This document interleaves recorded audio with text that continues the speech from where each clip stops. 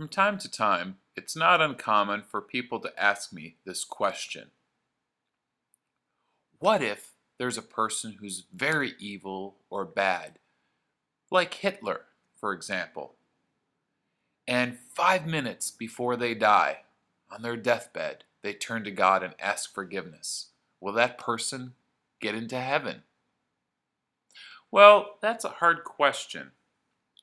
We have to remember that Jesus teaches us that it's not our responsibility or place to judge, that it's our one true God that judges us. But our faith tells us that God has such an enormous, an infinite amount of love and mercy for us. So if this evil or bad person is close to death and repents, then yes, God will forgive him. That's quite amazing. This is a great example how in today's gospel, Jesus tells us a story that helps us understand that God is always ready and willing to welcome us home. Even when we have rejected him and not followed him, he still will welcome us back. Let's look at two types of people. One type, always faithful, grows up strong in their faith and believe and love in God. The other type grows up in sin, lives in sin, and rejects God.